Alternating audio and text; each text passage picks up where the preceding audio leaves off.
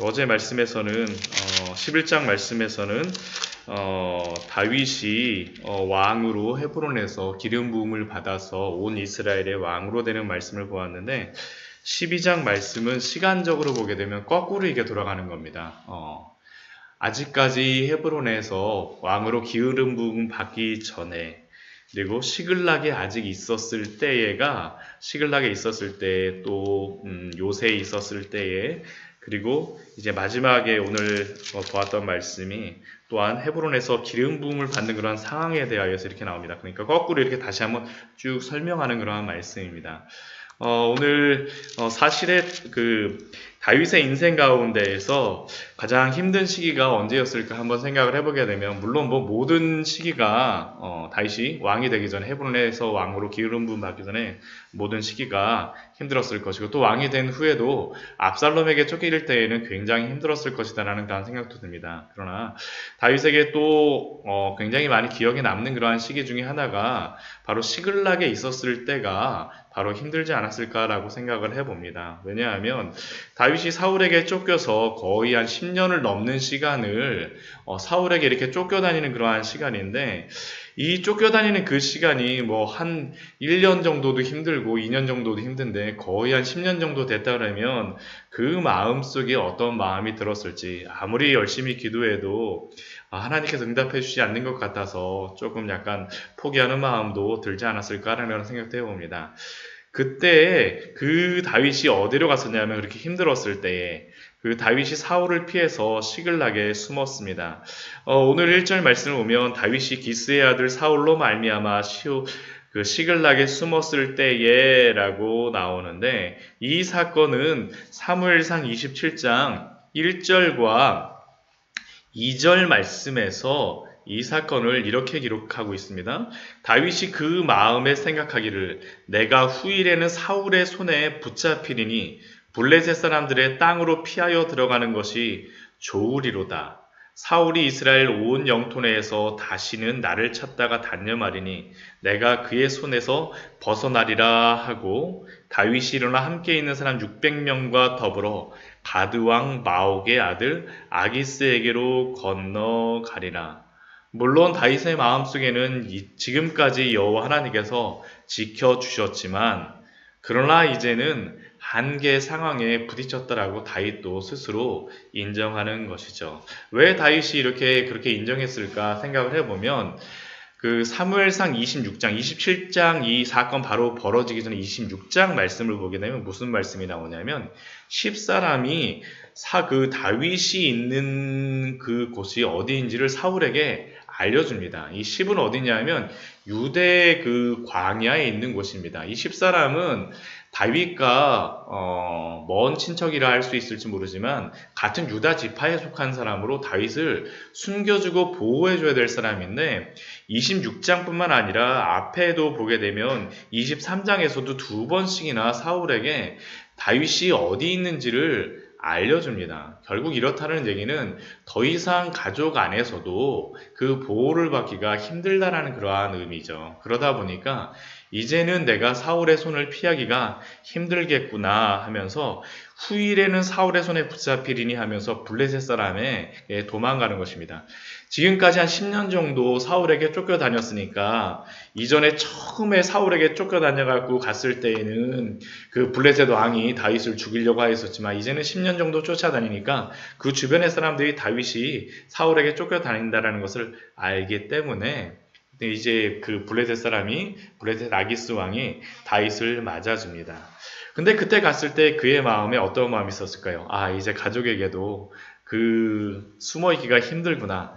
근데 그때 와서 도와준 사람이 누구냐 하면 놀랍게도 오늘 말씀을 보면 그 12장 2절 말씀을 보면 그들은 활을 가지고 좌우 손을 놀려 물매도 돌리며 화살도 쏘는 자요. 그 온 사람이 누구입니까? 베냐민 지파 사울의 동족인데 라고 기록하고 있습니다.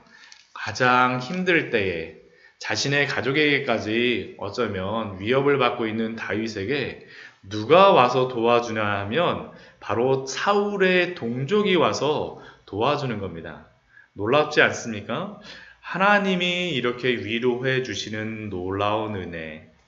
블레셋 사람에게 도망갔지만 그러나 거기까지 쫓아와서 다윗과 함께 합류하여 주는 베냐민 지파의 사울의 친족들, 그리고 그 나와 있는 사람을 보면 그 기브아 사람도 있습니다. 기브아. 그 사울이 기브아 사람인데 기브아 사람도 있다는 얘기는 사울의 진짜 친척이죠. 가까운 친척이죠. 가까운 친척까지 이렇게 와서 다윗을 도와주는 이러한 모습들. 하나님은 놀랍게도 다윗의 가장 힘든 시기에 베냐민 사람들을 다윗에게 보내심으로 다윗을 위로해 주십니다. 그리고 이렇게 하나님이 보내주신 이러한 위로의 사람들을 통하여서 하나님께서는 다윗의 나라, 하나님의 나라를 세우시기 시작합니다. 또한 오늘 그 8절 이후의 말씀을 보게 되면 다윗이 광야에 있을 때 또한 도와주러 오는 사람이 있습니다. 8절 말씀 보면 갓사람이 왔다라고 합니다. 갓사람 중에 광야에 있는 요새에 이르러 다윗에게 돌아온 자가 있었으니, 다윗이 요새에 있었던 때에는 사무엘상 22장, 24장까지의 그러한 말씀인데 22장, 23장까지는 굉장히 힘든 상황이었었고, 그래도 24장에서는 하나님께서 조금 약간 한숨 돌리고 다윗이 좀 여유가 있었던 때로다 나옵니다. 근데 그러한 때에 와서 도와줬던 사람이 누구냐면 바로 갓사람입니다. 15절 말씀을 보면 이 갓사람이 어떤 일을 행하였었냐면, 정월의 요단강 물이 언덕에 넘칠 때, 이스라엘은 이 정월기 6월절 즈음이 가장 비가 많이 내리는 이때입니다. 근데 이때에 광야가 굉장히 위험한 게 왜 위험하냐면, 비는 광야에 내리지 않습니다. 어디에 내리냐면 산지에 내리는데, 그 문제는 뭐냐면 광야에서 지내다 보면 그 비가 내리는지도 모르다가 갑자기 비가 확 내려와 갖고 이 사람들이 목숨을 잃는다라는 거죠. 근데 그때 와서 도와줬던 사람이 누구냐 하면, 강물이 언덕에 넘칠 때에 이 갓사람들이 와서 자신들의 목숨을 걸고, 요단강 물이 이때에는 진짜 굉장히 많이 넘쳐갖고 평소에는 별로 그렇게 깊지 않은데 이때는 굉장히 깊어져서 건너갈 수가 없는 이때 이 사람들이 와서 용맹하게 도와줬다라는 거죠. 또한 그 요새에 숨어 있을 때 또 누구도 와서 도와주냐 하면 16절 말씀을 보면 베냐민과 유다 자손 중에서 요새에 이르러서 다윗에게 나아옵니다. 그런데 이렇게 베냐민과 유다 자손이 다윗에게 나와왔을 때 다윗이 그냥 그들을 맞아들이진 않죠. 17절에 보면 다윗이 그들에게 가서 질문을 합니다. 만일 너희가 평화롭게 내게 와서 나를 돕고자 하면 내 마음이 너희와 하나가 되려니와, 만일 너희가 나를 속여서 내 대적에게 넘기고자 하면 하나님이 감찰하시고 책망하시기를 원하노라 라고 다윗이 그들에게 대답합니다. 그러자 그때 그 베냐민 자손과 유다 자손에게 왔던 그러한 사람들 중에 우두머리인 아마새가 성령의 감동이 되어서 다윗에게 대답합니다. 무엇이라고 대답합니까? 우리가 18절 말씀 보면 우리가 당신에게 속하겠고 이새의 아들이여 우리가 당신과 함께 있으리니 원하건대 평안하소서. 당신도 평안하고 당신을 돕는 자에게도 평안이 있을지니. 이들은 성령의 충만한 마음으로 자신들도 평안함으로 그 다윗과 함께 거하겠고, 또한 다윗 당신도 평안한 마음으로 우리를 맞아 주십시오라고 이야기합니다. 그런데 이들이 이렇게 돌아왔던 이유가 있습니다. 18절 후반절 말씀을 보면 무엇이라고 그 이유를 대답합니까? 이는 당신의 하나님이 당신을 도우심이니이다. 이는 당신의 하나님이 당신을 도우심이니이다. 다윗은 지금 사울에게 쫓겨다니고 있는 판국에 지금 어디에 기거할 것도 마땅치 않고 광야에 있고 강물이 넘치면 가짜 소녀하고 겨우 도움을 받는 이러한 판국에 이 사람들이 무엇이라고 이야기하냐면, 당신을 보니까 하나님이 도우시는 것을 우리가 부인할 수가 없습니다라고 그들이 고백하고 있습니다. 환난 속에서도 하나님이 다윗을 도우시는 것을 통하여서 하나님의 영광을 드러내고 있는 겁니다. 비록 하나님은 우리가 생각하기에는 환난이나 고난이라고 생각할 때조차도 그 모든 것들을 이용하여서 그 주변의 사람들에게 이러한 놀라운 일들을 행하실 수 있음을 다윗을 통하여서 말씀하여 주지 않습니까? 저희가 지난주 말씀에서도 요셉이 저희가 이 말씀보다는 창세기 우리 39장 말씀을 보면 요셉이 애굽의 종살이의 삶을 살 때에 이와 비슷한 사건이 일어난 것을 우리 발견할 수 있습니다. 우리 창세기 말씀 한번 볼까요? 창세기 39장 말씀을 보게 되면 요셉이 환난을 당하고 종으로 팔려가서 있을 때 요셉은 굉장히 힘들죠. 착고에 차여져 있다라고 히브리서 말씀에는 그렇게 나오기도 하는데 이 창세기 39장 말씀을 보게 되면 요셉이 정말로 힘들어서 너무나도 옴짝달싹 못하겠다라고 생각한 그때에 그 주변의 사람들은 이렇게 고백을 합니다. 39장 1절 말씀을 보면 보디발이 그를 그리로 데려간 이스마엘 사람의 손에서 요셉을 산이라라고 이야기를 하는데 2절 말씀은 이렇게 이야기합니다. 우리 같이 한번 2절 3절 말씀을 같이 한번 볼까요? 여호와께서 요셉과 함께 하심으로 그가 형통한 자가 되어 그의 주인 애굽 사람의 집에 있으니 그의 주인이 여호와께서 그와 함께 하심을 보며 또 여호와께서 그의 범사에 형통하게 하심을 보았더라. 종으로 있는 가운데 주인이 요셉의 형통함을 보게 되어지는 거죠. 놀랍지 않습니까? 이러한 것은 요셉에게뿐만 아니라 성경 곳곳에서 드러나는 그러한 사건이지 않습니까? 또한 23절 말씀에서도 보면 간수장이 요셉에게 또한 이야기하는 것이 그것입니다. 39장 23절 말씀 같이 한번 읽어보겠습니다. 간수장은 그의 손으로 맡긴 것을 무엇이든지 살펴보지 아니하였으니 이는 여호와께서 요셉과 함께 하심이라. 여호와께서 그를 범사에 형통하게 하셨더라. 하나님이 일하시는 방식입니다. 환난과 고난 속에서도 하나님이 함께 하시는 것을 보고 다윗에게 돌아오게 하시는 그러한 방법들, 하나님의 영광을 드러내는 방법들이 바로 다윗의 삶 속에서 드러났던 것이었죠. 또한 이러한 은혜는 다윗에게 또한 시글락에 있을 때에도 또 일어납니다. 오늘 19절 말씀을 보게 되면 다윗에게 또 돌아왔던 그 사람들이 있습니다. 누가 있습니까? 19절 말씀 보면 다윗이 전에 블레셋 사람들과 함께 가서 사울을 치려 할 때에 이때에도 시글락에 다윗이 있을 때죠. 사무엘상 29장 말씀을 보면 이 사건이 나오는데 다윗이 블레셋의 왕 아기스와 함께 전쟁을 하기 위해서 같이 나아갔을 때에 근데 이제 막 다윗이 사울과 또한 이스라엘과 싸우려고 하지 않습니까? 만약 이때 가서 사울과 이스라엘과 다윗이 싸웠다라고 한번 생각을 한번 해보십시오. 다윗이 아마 왕이 되기는 아마 힘들 것입니다.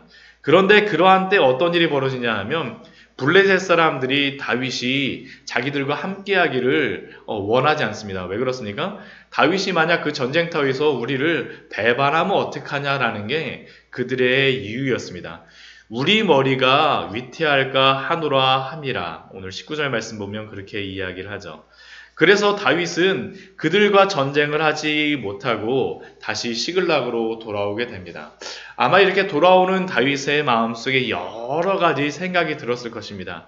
하나님이 이것을 막아주셨구나 하면서 감사하기도 하면서 또 한편으로는 이게 무슨 이유일까라는 그러한 생각이 들었을 텐데 그때 만나는 사람이 누구냐면 20절 말씀을 보면 다윗이 시글락으로 갈 때 므낫세 지파에서 그에게로 돌아온 자는 하고 나서 돌아왔던 므낫세 지파의 사람들의 이름이 나옵니다. 근데 이렇게 다윗이 돌아왔을 때에 시글락에 돌아왔을 때 어떠한 사건이 벌어집니까? 사무엘상 30장 1절 말씀을 보면 사흘 만에 다윗이 시글락에 이르렀다라고 이야기하는데 그때 아말렉 사람들이 시글락에 와서 다윗의 온 가족을 다 붙잡아 갑니다. 그리고 다 사로잡혀서 가갖고 그 시글락은 다 성읍에 불탔고 자기의 아내와 그 다윗의 아내와 또한 다윗과 함께하였던 그 모든 자녀들이 다 사로잡혀 가서 그 사람들, 다윗과 함께하였던 사람들이 큰 충격을 받은 것 같습니다. 그래서 그런가 6절 말씀을 보면, 사무엘상 30장 6절 말씀을 보면 이렇게 그들이 행동을 합니다. 백성들이 자녀들 때문에 마음이 슬퍼서 다윗을 돌로 치자 하니 다윗이 크게 다급하였으나 그의 하나님 여호와를 힘입고 용기를 얻었더라. 얼마나 그들의 마음이 위태하고 힘들었던지 다윗과 평생을 함께 하면서 다윗과 같이 쫓겨다니었던 그 사람들이 다윗에게 돌로 치려고 하죠. 돌로 치려고 합니다. 근데 그때 어떤 일이 벌어집니까? 다윗이 크게 다급하였으나, 다윗도 굉장히 다급하였어요. 그런데 그 뒤에 말씀 보면 놀라운 게 뭐냐면 그의 하나님 여호와를 힘입고 용기를 얻었더라.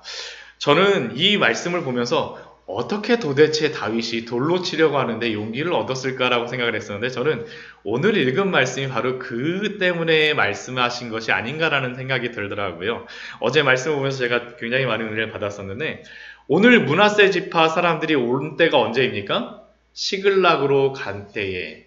그러니까 지금 한참 막 시글락에서 자녀들이 막 붙잡혀가고 아내가 붙잡혀가고 한 때에 므낫세 지파의 사람들이 다윗과 함께한 거죠. 그럼 이 므낫세 지파의 사람들은 가족이 여기에 있었을까요?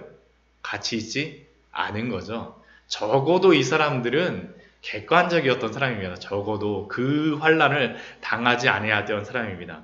결국 이 사람들이 다윗이 크게 다급할 때에 이 사람들이 도와줬다라는 것을 오늘 말씀은 우리에게 이야기하는 거죠. 21절 말씀을 보면, 오늘 12장 21절 말씀을 보면 이렇게 기록하고 있습니다. 이 사람들이 다윗에게 어떤 일을 하였는지, 이 무리가 다윗을 도와 도둑질을 쳤으니 그들은 다 큰 용사요 군대의 지휘관이 됨이었더라. 결국 이들이 다윗과 함께 가서 모든 가족을 데리고 온 사람들입니다. 이 사람들이 다윗이 위급할 때에 도와주었을 뿐만 아니라 함께 가가고 도와주었던 사람들. 결국 이 사람들을 통해서 하나님께서는 다윗이 그 다급한 속에서도 하나님이 그들을 붙잡아 주셨음을 우리가 알 수 있습니다. 여호와 하나님을 힘입어 용기를 얻게 하셨던 이 사람들. 그리고 그러한 때에 또 은혜가 무엇입니까? 그때 사람이 날마다 다윗에게로 돌아와서 돕고자 하며 큰 군대를 이루어 하나님의 군대와 같았더라. 이러한 은혜와 이러한 간증이 다윗의 진영에서 항상 있는 거죠. 그러다 보니까 많은 사람들이 날마다 다윗에게 돌아와서 돕고자 하며 큰 군대를 이루어 하나님의 군대와 같았더라.